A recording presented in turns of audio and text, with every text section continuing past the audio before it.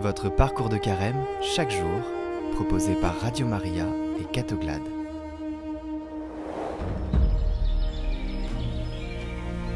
Bonjour à tous, on se retrouve pour notre avant-dernier parcours avec Sœur Emmanuelle de Medjugorje qui va nous parler de 3 thèmes.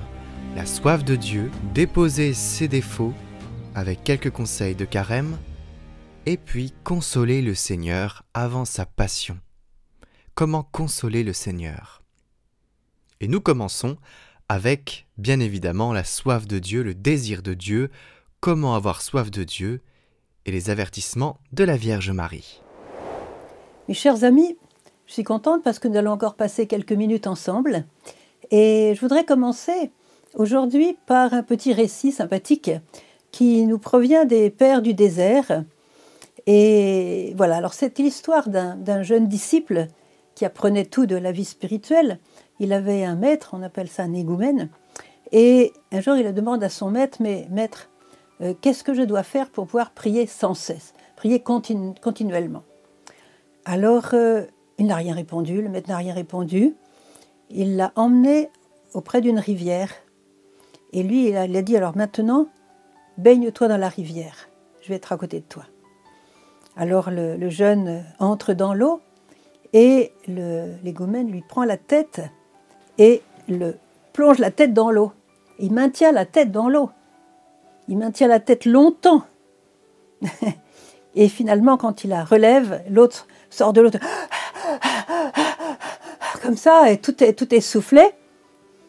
Et le maître lui dit, tu sais, quand tu auras le désir de Dieu, autant que tu as eu le désir de l'air, le désir de respirer, alors tu prieras sans cesse.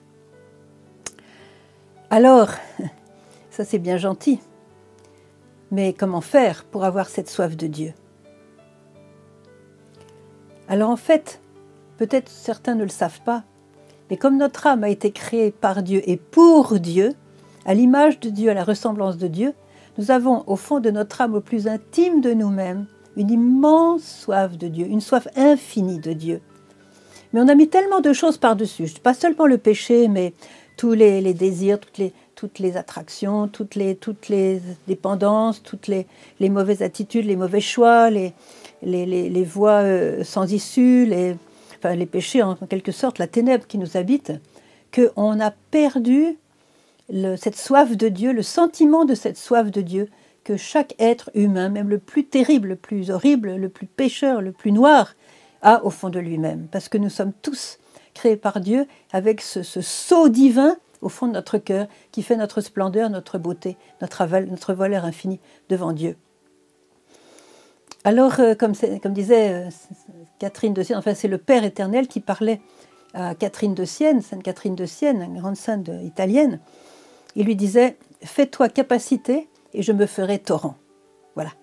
Donc plus on a conscience de cette immense capacité en nous, plus Dieu peut se faire torrent, c'est-à-dire nous remplir. Et qu'est-ce que la paix en fait? Qu'est-ce que la paix? C'est justement d'être rempli, d'être comblé, d'être vraiment, d'être complet, là, jusqu'à ras-bord de l'âme. Et ça c'est le ciel, c'est le ciel. Mais on peut atteindre déjà certains stades qui nous rapprochent déjà du ciel sur cette terre. Alors vous connaissez tous la parabole de l'enfant prodigue.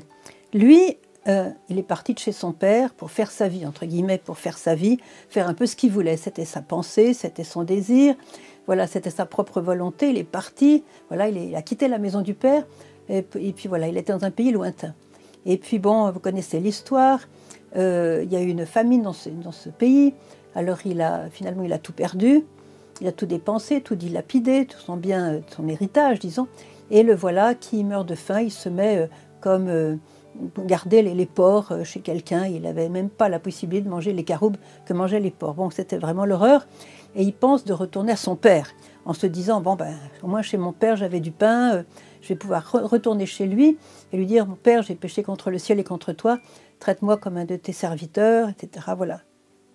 Et donc il rentre, et puis le père l'embrasse, fait la fête, vous connaissez l'histoire, on tue le veau gras, on lui met l'anneau au doigt, les belles sandales aux pieds, vraiment la grande fête, quoi, avec la musique et tout. Alors j'ai dit au Seigneur Jésus, mais Seigneur Jésus, elle est très belle ta parabole, mais il manque quelque chose, il manque la deuxième partie. Et j'aimerais bien savoir comment a vécu le fils prodigue avec son père après le retour. Pourquoi tu n'as pas donné cette partie-là de l'histoire? Et je crois que le Seigneur m'a comme fait comprendre sa réponse. C'est comme s'il me disait, la réponse, tu la trouveras dans ton cœur. Je la dirai dans ton cœur. Alors j'ai cherché dans mon cœur, qu'est-ce qui a pu se passer entre le père et le fils. Chose extraordinaire, c'est que enfin, le fils a pu vivre dans la maison du père, chez lui, là où il est né, dans son territoire, chez lui, chez lui. Ce que tout le monde rêve d'avoir un chez lui avec l'amour au centre. Et donc il a pu vivre avec son père en étant conscient de l'amour du père et en le recevant. Il a bu cet amour, il s'est rempli, il n'a plus besoin de partir dans un pays lointain, il n'a plus besoin d'aller faire la fête, et je ne sais pas comment, il n'avait plus besoin de dépenser son argent comme ça, n'importe comment. Il était comblé par l'amour du père. Alors, en fait, ce que le Seigneur nous invite à faire, justement, c'est la découverte de la soif de notre cœur. Découvrir notre cœur qui est capable de brûler d'amour et d'aider les autres à brûler d'amour. En fait, l'enfant prodigue, il a découvert des dimensions extraordinaires dans son propre cœur, en lui-même. Alors, combien de fois la Vierge, surtout au moment du carême, nous dit « Revenez vers Dieu ». Chers enfants, revenez vers Dieu. Elle n'a pas cessé de nous dire « Revenez vers Dieu, car sans Dieu, chers enfants, vous n'avez pas d'avenir ». Elle nous a même dit que l'humanité avait choisi la mort. Elle nous a dit que l'homme moderne ne veut pas de Dieu. Elle nous a même dit que l'humanité va vers la perdition. Alors évidemment, qu'est-ce qu'a fait la Sainte Vierge pendant toutes ces années d'apparition? Elle a rassemblé son peuple, ses enfants, les apôtres de son amour, pour les enseigner sur ce qu'ils sont devant Dieu, comment ils ont été créés d'une manière merveilleuse et sainte, et comment ils peuvent devenir ce qu'ils sont en réalité, trouver leur vraie identité. Et leur vraie identité, elle se trouve dans le Créateur. Voilà. Évidemment, l'attachement au bien matériel nous a complètement déviés et nous a distraits du but de notre vie, qui est justement cette union avec Dieu qui s'épanouira pleinement dans le ciel. Alors nous sommes dans un monde avec plein de tentations, plein de pièges, plein de belles choses aussi, mais plein de pièges. Et donc, en fait, ce qui s'est passé, c'est que les satisfactions humaines ont voilé cette soif intrinsèque de l'homme. Et on se rend compte maintenant, plus que jamais aujourd'hui, avec toutes les crises que nous traversons, que les attractions humaines des biens matériels, des biens terrestres, disons, ont tous une date de péremption un jour ou l'autre.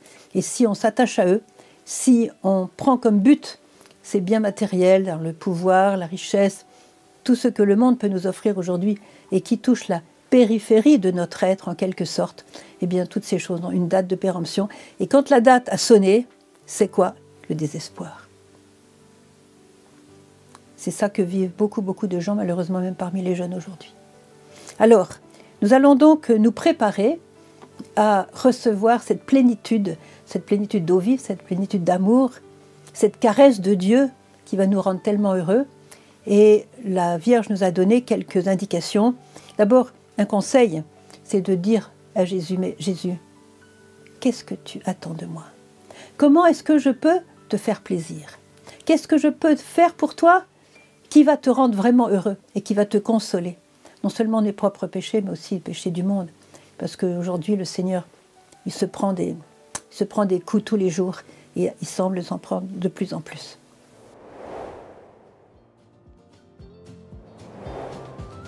Demain, nous continuerons ce parcours avec le thème « Comment s'approcher de Jésus ? Comment déposer ses défauts, donner ses péchés au Seigneur ?»